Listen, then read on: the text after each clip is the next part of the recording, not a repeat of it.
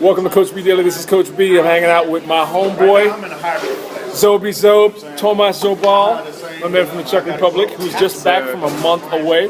So we're going to do the trade question thing. Now look, Zobi, see this big screen with you on it? You don't look at the screen, look at that little black dot. That's what I'm looking at right now, my man. Everybody wants to look at themselves. You look at the dot. All right, so look, here's my question to you. You have a specific type of diet you like to eat. You have a set of rules that you live by. Yes. So when you leave your home comfort space and you go overseas, like back to Czech, how do you manage that? You know, how do you manage that transition? I manage for about 3 days. I'm strict for 3 days. And then what happens? Straight up. And then it depends which one of my friends I spend time with, Right. and how involved they are in lifting, running, whatever, being health conscious. Right. So there are days that I have a lot of grains in form of beer and vodka, and that's it, just carbs. Right.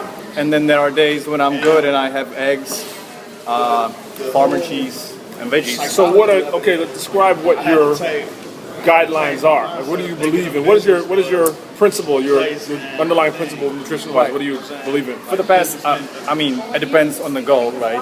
But for the past couple of months, I've been following a ketogenic diet guidelines. What does that mean? Which is not that easy for a vegetarian. I don't eat meat. Right. What it means is basically a bulk of your calories comes from fats, Right.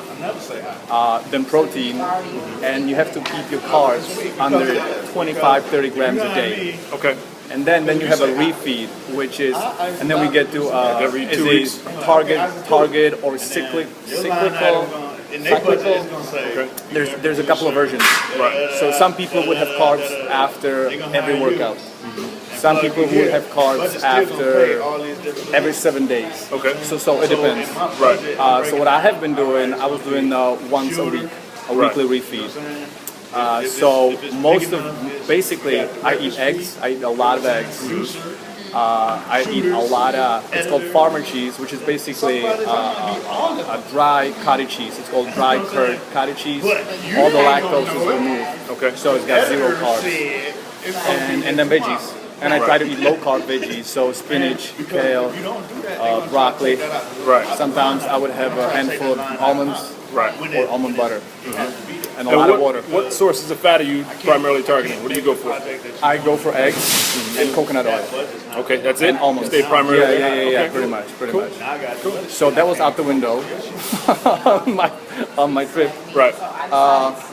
But yeah, this is basically what I have been doing for the past, had been doing Before your trip? Yes.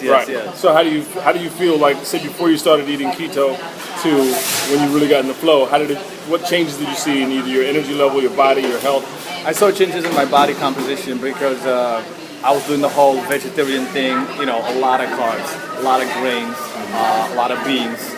So I had the whole, I'm a skinny dude with love handles. Right.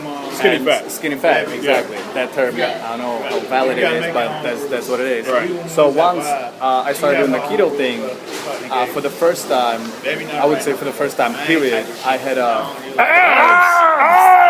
abs. Seriously, for the first time ever.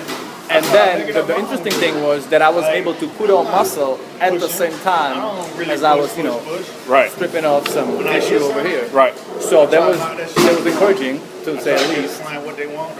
There it is. Yeah. He's not going to ask me a question now. We done burnt the whole time up. This is Coach B. This is Zobi.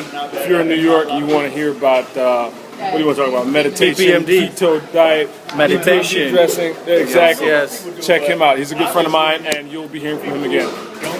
Join us at eatingforabs.com, the Open Nutrition course, and join this conversation at facebook.com/eatingforabs. We look forward to your comments. Take care.